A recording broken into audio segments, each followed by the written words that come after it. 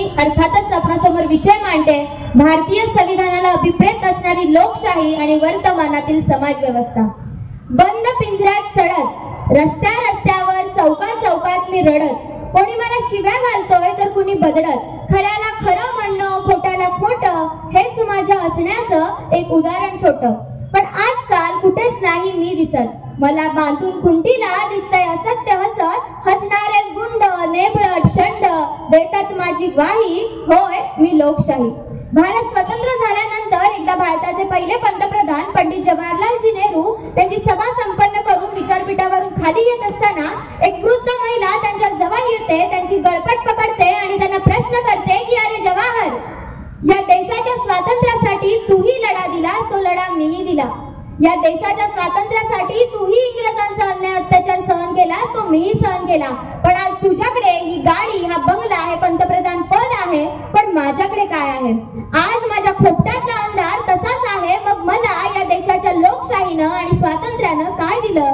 यावर उत्तरत असताना पंडित जवाहरलालजी नेहरू त्या वृद्ध महिलेचा हात हातात घेतात, तो कुरवाळत तिला म्हणतात की तुझ्या खोपटातला अंधार एक दिवस मी नक्कीच दूर करेन। पण आज तुम्ही मला विचारताय ना की या देशाच्या लोकशाहीनं तुम्हाला काय दिलं, तर आज या हजारोंच्या गर्दीमध्ये तुम्ही तिथून इथपर्यंत आलात, या देशाच्या पंतप्रधानाची गळपट पकडून त्याला प्रश्न करताय, या व्यवस्थेला प्रश्न करताय, आणि या व्यवस्थेला प्रश्न विचारण्याचा अधिकार तुम्हाला याच देशाच्या लोकशाहीने दिलाय।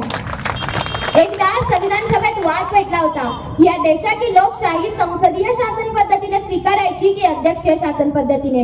यावर बोलत असताना डॉक्टर बाबासाहेब आंबेडकर असे म्हणाले होते की जर आपण अमेरिकेप्रमाणे अध्यक्षीय शासन पद्धतीचा स्वीकार केला तर या देशात फक्त आणि फक्त हुकुमशाह जन्माला येतील, सामान्य जनतेचं राज्य येणार नाही। आणि जर सामान्य जनतेचं राज्य आणायचं असेल तर आपल्याला संसदीय शासन पद्धतीचा स्वीकार करणं गरजेचं आहे।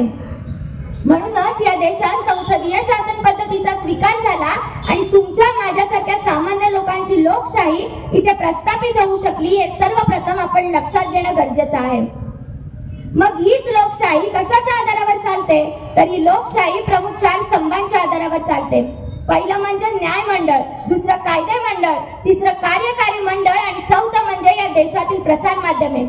न्याय मंडळाबद्दल बोलायचं झालं तर मला अत्यंत दुःखाने सांगावं लागतंय की 12 जानेवारी 2018 रोजी या देशातील सर्वोच्च न्यायालयाचे 4 न्यायमूर्ती समोर येतात, पत्रकार परिषद घेतात आणि सांगतात की आम्हाला न्याय देता येत नाहीये, आमच्यावरती बंधनं आणली जात आहेत, आणि जर आज त्यांच्यावरती बंधनं आणली जात असतील तर आपली न्याय व्यवस्था सुद्धा कुठेतरी पोखरली जाते आणि आमची लोकशाही ही धोक्यात आहे।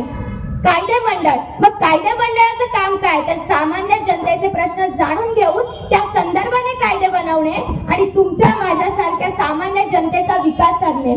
पण आजचं कायदे मंडळ काय करतं? आज आमच्या कायदे मंडळामध्ये, आज आमच्या संसदेमध्ये खासदारांचे पगार 16,000वरून 90,000-80,000 5 पटीने वाढवले जातात, पण आमच्या सामान्य शेतकऱ्यांच्या कर्जमाफीचे अहवाल मात्र वर्षानुवर्ष रखडून पडले आहेत आणि त्याकडे कोण डोळे उघडून सुद्धा बघत नाही।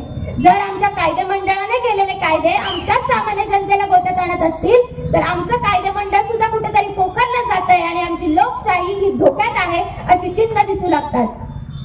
कार्यकारी मंडळाबद्दल जर बोलायचं झालं तर कार्यकारी मंडळ म्हणजे आपल्या देशाचं प्रशासन। पण आज आपल्या देशातील प्रशासनाला योग्य ते अधिकार आहेत का? आज जिथे जिथे आपल्या देशातील कर्तव्यदक्ष अधिकारी त्यांची योग्य भूमिका बजावतात तिथे तिथे त्यांना बदली करून त्यांना पुन्हा पुन्हा दुसऱ्या ठिकाणी नेलं जातं। कितीतरी तुकाराम मुंडेंसारखे कर्तव्यदक्ष अधिकारी जिथे जिथे आपली योग्य भूमिका बजावतात तिथून तिथून त्यांना बदली करून दुसऱ्या ठिकाणी फेकलं जात आहे। मग आज जर आमच्या देशातील कार्यकारी मंडळ कर्तव्यदक्ष अधिकाऱ्यांच्या अंतर्गत त्यांची कर्तव्य पार पाडत नसतील तर आमचं कार्यकारी मंडळ सुद्धा कुठेतरी पोखरलं जात आहे आणि आमची लोकशाही कुठेतरी धोक्यात आहे असं दिसू लागतं। प्रसार माध्यमांबद्दल जर बोलायचं झालं तर आजची प्रसार माध्यमं काय करतात? प्रसार माध्यमांचं काम काय? तर सर्वसामान्य जनतेचे प्रश्न व्यवस्थेपर्यंत पोहोचवणे आणि व्यवस्थेकडून योग्य ते उत्तरे सामान्य जनतेला देणं। पण आजची प्रसार माध्यमे करतात का? आमची प्रसार माध्यमं अनंत अंबानीच्या लग्नात गुंतलेली दिसतात। आजची प्रसार माध्यमं राज्यकर्त्यांच्या प्रचाराची भूमिका बजावताना दिसतात। याच संदर्भात आपल्या महाराष्ट्रातील पत्रकार संजय ओटे असं लिहितात की आजची प्रसार माध्यमं काय करतात? तर आजची प्रसार माध्यमं सामान्य जनतेला भूल देण्याचं काम करतात। तुम्ही झोपून राहा, तुम्ही जर जागे झाला तर क्रांती कराल आणि क्रांती या देशाला अपेक्षित नाही। आज जर एखाद्या मुलीचा मृतदेह 14 दिवसांनी समोर येत असेल, त्या मुलीच्या चितेला अग्नी देण्यासाठी एका रात्रीत नवा बाब उभा केला जात असेल, पुरावे चिते सकट जळून खाक होत असतील, लोकशाही राष्ट्रामध्ये विरोधकांचा आवाज काठीच्या बळावर दाबला जात असेल, मीडियाच्या हक्कांचे हनन केले जात असेल, शेतकरी कायद्यांचा विरोध केला, NRCC कायद्यांचा विरोध केला, कलम 370 चा विरोध केला, म्हणून आमच्याच देशातील लोकांवरती राष्ट्रद्रोहाचा गुन्हा दाखल केला जात असेल, तर आमचा प्रवास लोकशाहीकडून हुकुमशाहीकडे जातोय का, हा चिंतनाचा मुद्दा समोर येऊ लागतो. जर आपल्याला हीच लोकशाही टिकवायची असेल तर काय करावं लागेल यावर बोलत असताना डॉक्टर बाबासाहेब आंबेडकर 26 नोव्हेंबर 1949 त्यांच्या शेवटच्या भाषणात असे म्हणतात की जर आपल्याला लोकशाही टिकवायची असेल तर आपल्याला सर्वप्रथम 3 गोष्टी केल्या पाहिजेत. सगळ्यात पहिली गोष्ट म्हणजे आपल्याला आपलं सामुदायिक शहाणपण जपलं पाहिजे.